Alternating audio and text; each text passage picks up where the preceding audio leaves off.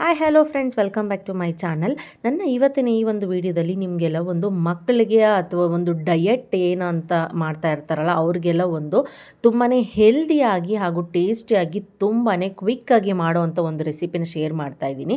ಇಲ್ಲಿ ನಾವು ಎಲ್ಲ ಥರದ ತರಕಾರಿ ಅಂದರೆ ಕ್ಯಾರೆಟು, ಬೀನ್ಸು, ಕ್ಯಾಪ್ಸಿಕಮ್ಮು, ಮತ್ತು ರೆಡ್ ಬೀಟ್ರೂಟು ಹಾಗೂ ನೌಕೋಲು ಮತ್ತು ಈರುಳ್ಳಿ, ಕೊತ್ತಂಬರಿ ಸೊಪ್ಪು, ಈ ಥರ ಎಲ್ಲ ಥರ ತರಕಾರಿನೂ ಸಹ ಯೂಸ್ ಮಾಡಿಕೊಂಡು ಹೆಲ್ದಿಯಾಗಿರೋವಂಥದ್ದು ಮಕ್ಕಳಿಗೂ ಸಹ ಇದು ಲಂಚ್ ಬಾಕ್ಸ್ಗೆ ತುಂಬಾ ಟೇಸ್ಟಿಯಾಗಿರುತ್ತೆ. ಯಾಕಂದರೆ ಎಷ್ಟೋ ಮಕ್ಕಳು ತರಕಾರಿನ ತಿನ್ನೋದಿಲ್ಲ. ಸೊ ಅಂಥದ್ರಲ್ಲಿ ನಾವು ಈ ಥರ ಎಲ್ಲ ತರಕಾರಿನ ಯೂಸ್ ಮಾಡಿಕೊಂಡು ಅವ್ರಿಗೆ ಟೇಸ್ಟಿಯಾಗಿ ಏನಾದರೂ ಮಾಡಿಕೊಟ್ರೆ ಅವ್ರು ಖಂಡಿತವಾಗಿ ಇಷ್ಟಪಟ್ಟು ತಿಂತಾರೆ. ಸೊ ಇಲ್ಲಿ ನಾನು ಎಲ್ಲ ಥರ ತರಕಾರಿನೂ ಸಣ್ಣದಾಗಿ ಚಾಪ್ ಮಾಡಿ ಇಟ್ಕೊಂಡಿದ್ದೀನಿ.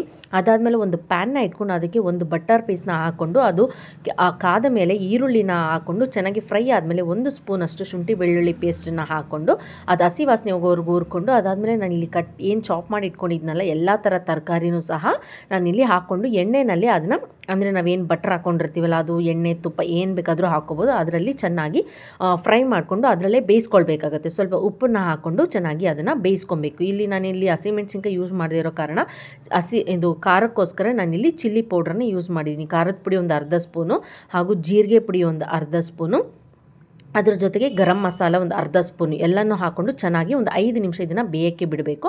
ಅದಾದಮೇಲೆ ನಾನಿಲ್ಲಿ ಬೇಯಿಸಿ ಇಟ್ಕೊಂಡಿದ್ದಂಥ ಬಟಾಣಿನೂ ಸಹ ನಾನಿಲ್ಲಿ ಹಾಕ್ಕೊಂಡು ಮಿಕ್ಸ್ ಮಾಡಿ ಇಟ್ಕೊತಾ ಇದ್ದೀನಿ.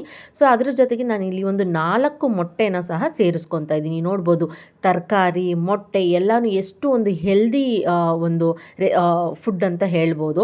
ಸೊ ಇದರಿಂದ ಮಕ್ಕಳಿಗೆ ತುಂಬಾ ಎನರ್ಜಿ ಆಗಿರುವಂಥ ಫುಡ್ ಲಂಚ್ ಕೂಡ ಅವ್ರಿಗೆ ಸಿಗುತ್ತೆ. ಸೊ ಎಲ್ಲ ಥರದ್ದನ್ನು ಅವ್ರಿಗೆ ಸೇರಿದಂಗೆ ಆಗುತ್ತೆ, ಸುಮ್ಮನೆ ಹೆಲ್ದಿ ಆಗಿರುತ್ತೆ, ಅದರ ಜೊತೆಗೆ ಟೇಸ್ಟಿಯಾಗೂ ಸಹ ಇರುತ್ತೆ. ಸೊ ಇಷ್ಟಪಟ್ಟು ತಿಂತಾರೆ.